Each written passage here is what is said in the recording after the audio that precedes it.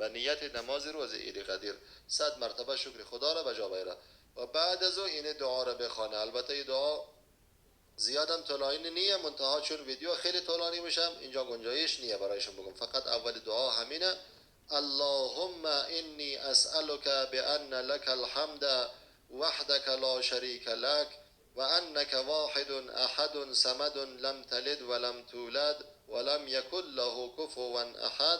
اینمی اول دعا است، در کتاب مفاتیح الجنان هست. با نسل که اگر نیه، اگر پیدا نتونستین هم در گوگل بزنین، در گوگل اول دعا را بزنین برایشون مایه انشالله بخوانین. سه شد یا نه؟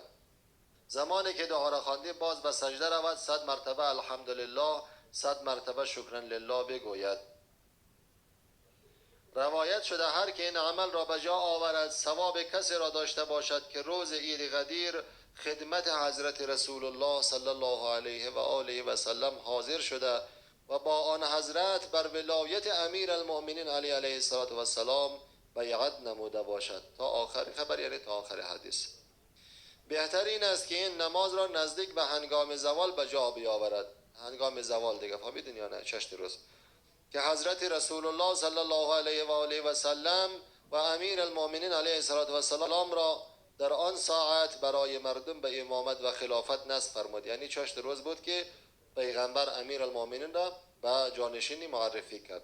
و در این نماز در رکعت اول پس از سوره حمد سوره قدر و در رکعت دوم پس از سوره حمد سوره توحید را بخواند. این نماز را چه رقم بخوانه؟ در رکعت اول بعد از سوره حمد سوره قدر را بخوانه و بعد در رکعت دوم بعد از سوره حمد سوره قل هو الله احد را بخوانه. ششم از اعمال روز عید قدیر غسل کند. نیم ساعت پیش از زوال 2 رکعت نماز به جا بیاورد. بعد از اینکه غسل کرد 2 رکعت نماز بخوانه. چه رقم بخوانه این نماز را؟ 2 رکعت را در هر رکعت سوره حمد 1 بار و سوره توحید را 10 بار بخوانه و آیت الکرسی را هم 10 دفعه بخوانه و 10 دفعه سوره انا انزلنا را بخوانه. یعنی یک دفعه دیگه تکرار مونم در هر رکعت، یعنی که 2 رکعت نماز خوانید در هر 2 رکعت چی؟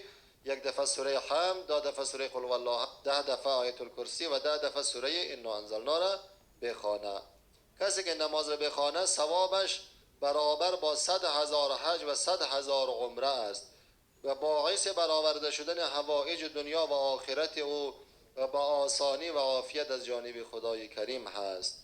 جهان سپاس از همه شما بیننده های عزیز که تا این لحظه همراه ما بودید و نماز عید قدیر خم